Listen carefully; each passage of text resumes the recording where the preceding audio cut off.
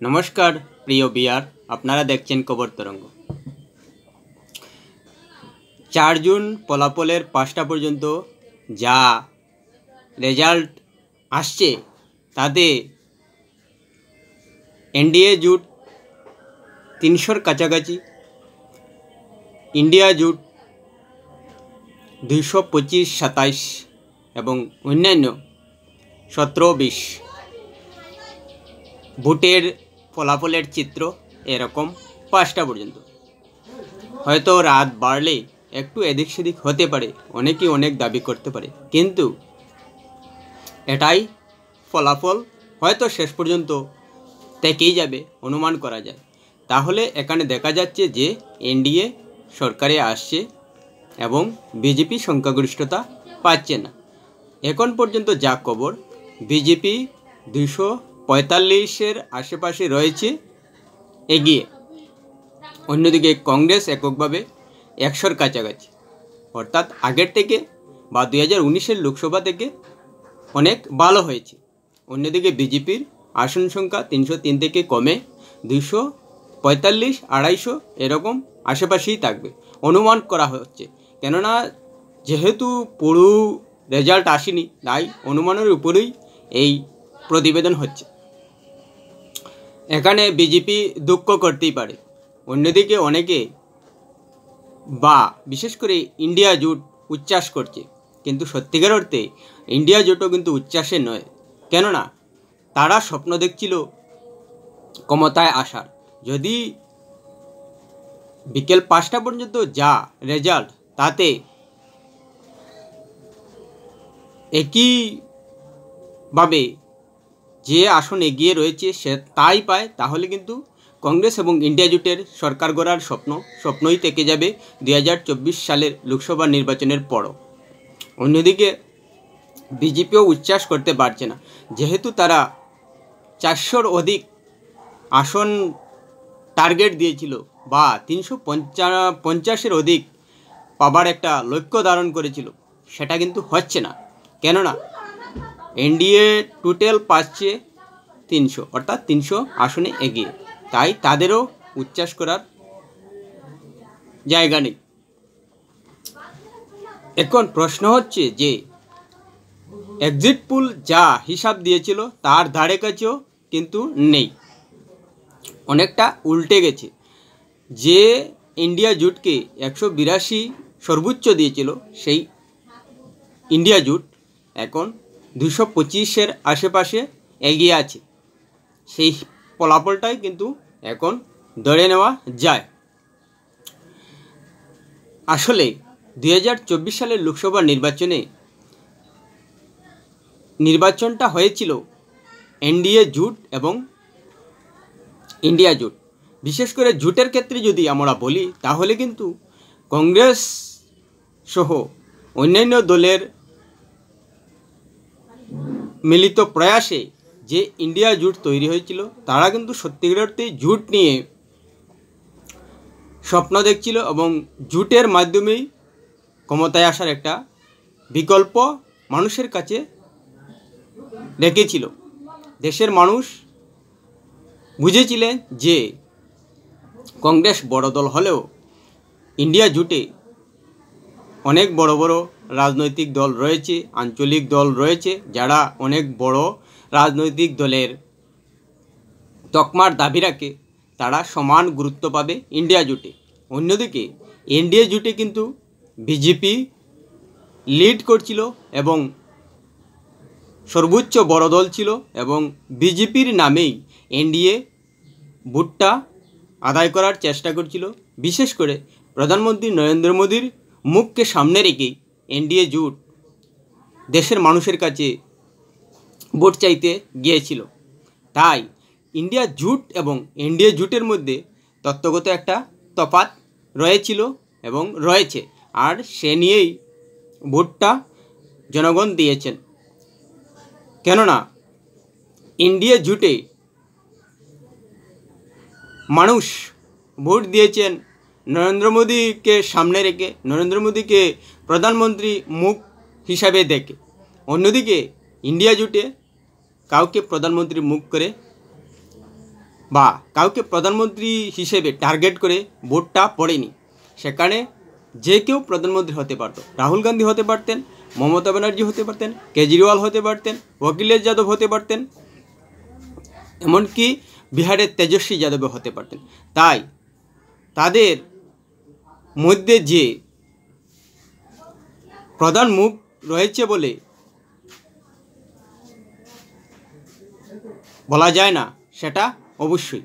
তাই ইন্ডিয়া জোট গিয়েছিল জোটের নামে। অন্যদিকে এনডিএ জোট হলেও তারা দেশের জনতার কাছে ভোট আদায়ে একমাত্র নরেন্দ্র মোদীর মুখ হিসেবেই গিয়েছিল। এই নির্বাচনে যদি বিকেল 5টা পর্যন্ত যে ফলাফল দেখা যাচ্ছে, অর্থাৎ এনডিএ 300, ইন্ডিয়া 225 এবং অন্যান্য 20, আর সেই ফলাফলটাই যদি শেষ মুহূর্ত পর্যন্ত অর্থাৎ ফাইনাল হওয়ার পর এটাই থেকে যায়, তাহলে কিন্তু ধরে নেওয়া যায় যে প্রধানমন্ত্রী নরেন্দ্র মোদীর মুখের উপর দেশের মানুষ ভরসা কমিয়ে দিয়েছেন, ভরসা কমেছে। যার কারণে প্রধানমন্ত্রী নরেন্দ্র মোদী 350 থেকে যে টার্গেট দিয়েছিলেন সেটা কিন্তু রইল না। এবং এতে বিজেপির যে একটা ক্ষতি হয়েছে, বিজেপির যে একটা ভরসার জায়গা কমে গেছে, সেটা কিন্তু পরিষ্কার হয়ে যাচ্ছে। যদিও সরকারে থাকার মতো একটা আসন পেয়ে গেছে এবং বিজেপি অবশ্যই সরকার গড়বে, কিন্তু তাদের যে দুর্বলতা এসে গেছে, বিশেষ করে 272 আসন যে বিজেপি একক সংখ্যাগরিষ্ঠতায় পাচ্ছে না, সেটা কিন্তু বিকেল 5টার গণনার মাধ্যমে পরিষ্কার হয়ে গেছে। তাই বিজেপি স্বাভাবিকভাবেই সরকারের থেকেও একটা দুর্বলতা থাকবে, জোটের প্রতি বাধ্যবাধকতা থাকবে। তারা আগের 2 সরকারে যেভাবে একক সংখ্যাগরিষ্ঠতা নিয়ে একটা আত্মবিশ্বাসের সঙ্গে সরকার চালানোর অনুভূতি ছিল এবং সিদ্ধান্ত নেওয়ার একটা আত্মবিশ্বাস ছিল, সেটা কিন্তু থাকবে না। তখন কিন্তু যে কোনো নীতির ক্ষেত্রে অন্যান্য জোটের সিদ্ধান্তের উপর তাদের ভরসা করতে হবে। এতে হয়তো নরেন্দ্র মোদীর যে আত্মবিশ্বাস সরকার চালানোর ক্ষেত্রে সেটা কমে যেতে পারে। এটাকে তো মেনে নিতেই হবে। তাই একথা পরিষ্কার বলা যায় যে এনডিএ জোটের বিশেষ করে প্রধানমন্ত্রীর জনপ্রিয়তা কমেছে, কিন্তু এটাও স্বীকার করতে হবে যে একটা সরকার, বিশেষ করে বিজেপি সরকার 2 পর্যায়ে 10 বছর দেশ শাসন করার পর যে একটা নির্বাচনী আবহাওয়া বিরূপ থাকে এবং সরকারের প্রতি একটা যে বিরূপ মানসিকতা থাকে, বিশেষ করে 10 বছর যে কোনো দল সরকারে থাকার পর জনগণের যে একটা আশা ভরসা থাকে, সেটা কিন্তু অনেকটা কমে যায়। কারণ মানুষের প্রত্যাশা থাকে একটা নতুন সরকার অনেক কিছু করবে এবং মানুষের জন্য অনেক উন্নয়ন কাজ করবে। সেটা যখন একটা সরকারের থেকে পাওয়া যায় না, স্বাভাবিকভাবে যে কোনো সরকার মানুষের যে আশা ভরসা থাকে সেটা পূরণ করা সম্ভব নয় কোনো সরকারের পক্ষে। তাই সেই যে মানুষের আশা ভরসা পূরণ করতে না পারার যে একটা অবিশ্বাস তৈরি হয়, সেটার বিরুদ্ধে কিন্তু বিজেপি সরকারকে লড়তে হয়েছে। অন্যদিকে একটা বিরূপ আবহাওয়া থাকে, বিরোধী দলের প্রতি একটা বিশ্বাস এসে যায় মানুষের, আবার অন্যান্য ক্ষেত্রেও একটা বিরূপ আবহাওয়া থাকে। সেই ক্ষেত্রে গেলে পরিষ্কার বোঝা যায় যে বিজেপি কিন্তু হতাশ হলেও সরকারে আসার মতো একটা ক্ষীণ সম্ভাবনা রেখেছে। এতে অবশ্যই তারা একটা উচ্ছ্বাস প্রকাশ করতে পারে। অন্যদিকে কংগ্রেস কিন্তু এখনও হতাশ, চূড়ান্ত হতাশই বলা যায়।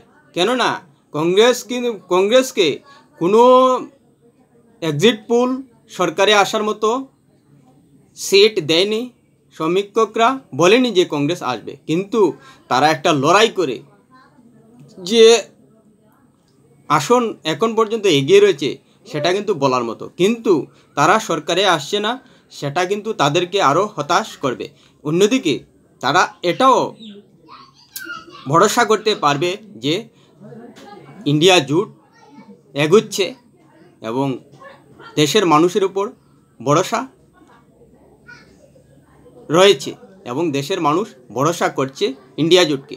না হলে এক্সিট পোল যে হিসেব দিয়েছিল তার থেকে কিন্তু অনেক ভালো ফল করেছে কংগ্রেস এবং ইন্ডিয়া জোট।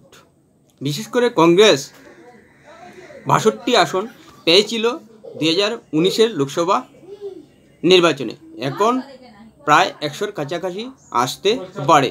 এটা অবশ্যই কংগ্রেসের জন্য একটা সুখবর বলা যায়। তবুও কংগ্রেসের মধ্যে একটা হতাশা আসতেই পারে, কেননা এনডিএ জোট 2বার সরকার বা সরকারে থাকার পরও তাদেরকে যে সরকার থেকে নামানো যায়নি, সেটা কিন্তু একটা গুরুত্বপূর্ণ ঘটনা। এবং প্রধানমন্ত্রী যে তৃতীয়বারের মতো হচ্ছেন নরেন্দ্র মোদী, সেটা কিন্তু তাদের কাছে অবশ্যই হতাশার হবে। কংগ্রেস অবশ্যই হতাশ হবে যে এত কিছু করেও নরেন্দ্র মোদীকে আটকাতে পারলেন না। অথচ অনেক প্রতিশ্রুতি কংগ্রেস নিজেদের ইস্তাহারে দিয়েছে, কিন্তু বিজেপি সরকারে থাকা অবস্থাতেও কোনো ধরনের প্রিভিস প্রতিশ্রুতি সেভাবে দেয়নি। আর যদি বিজেপি চেষ্টা করত তাহলে অবশ্যই প্রিভিস পলিসি অনেক দিতে পারত দেশের মানুষকে, কিন্তু সেটা তারা সেভাবে করেনি। তারা বাজার অর্থনীতির উপর ছেড়ে দিয়েই ইস্তাহারটাকে সেভাবে সাজিয়েছে। অন্যদিকে কংগ্রেস এবং ইন্ডিয়া জোট একটা প্রিভিয়াস সিস্টেম চালু করার একটা প্রতিশ্রুতি দিয়েছিল ইস্তাহারে। বিশেষ করে গরিব মহিলাদের অ্যাকাউন্টে প্রতি বছর 1 লাখ টাকা দেওয়ার যে প্রতিশ্রুতি দিয়েছিল, সেটা কিন্তু অনেক বড় একটা ব্যাপার ছিল। কেননা 1 লাখ টাকা প্রতি বছর সরকার থেকে যে পাওয়া যাবে, সেটা আমাদের দেশের 70% উপর নিচে থাকা দরিদ্র শ্রেণীর মানুষের কাছে অনেক বড় একটা বিষয়, এবং সেটার প্রতি অবশ্যই মানুষের আশা এবং ভরসা করার কথা ছিল, কিন্তু সেটা করেনি বোঝাই যাচ্ছে। যদি করত অবশ্যই সরকার পাল্টানোর জন্য এই প্রতিশ্রুতিটাই যথেষ্ট ছিল। আর অন্যদিকে নরেন্দ্র মোদী বিকাশের যে গ্যারান্টি দিয়েছিলেন, বিকশিত ভারতের যে গ্যারান্টি দিয়েছিলেন, এছাড়া সাম্প্রদায়িক বা সম্প্রদায়গত যে বিষয়গুলো তুলে এনেছিলেন এবং অন্যান্য যেসব বিষয় এনেছিলেন, তাও কিন্তু কাজে লাগেনি। মানুষ নরেন্দ্র মোদীর এসব কথায় ভরসা করেননি, যার কারণে বিজেপি তার সংখ্যাগরিষ্ঠ আসন থেকে সরে নেমে গেছে, যার ফলাফল দাঁড়াচ্ছে যে 245 আসনে এখন পর্যন্ত এগিয়ে। হয়তো একটু এদিক সেদিক হতে পারে, কিন্তু চূড়ান্ত ফল আসার পর এর থেকে খুব একটা বেশি এদিক সেদিক হবে বলে মনে হয় না। রাজ্য সমীক্ষায় যেসব ফলাফল আসছে তাতে অনেক রাজ্যেই বিজেপির দাপট টলমল হয়ে গেছে। বিশেষ করে উত্তরপ্রদেশ এবং মহারাষ্ট্র আর পশ্চিমবঙ্গের কথা উল্লেখ করা যায়, সে নিয়ে অন্য প্রতিবেদনে বলবো। কিন্তু এটা পরিষ্কার হচ্ছে যে বিজেপির প্রতি, এনডিএ জোটের প্রতি মানুষের ভরসা কমেছে, এবং যেভাবে বিজেপি বলছিল যে প্রধানমন্ত্রীর মুখকে মানুষ আরও বেশি করে ভরসা করছেন, সেটা কিন্তু রইল না।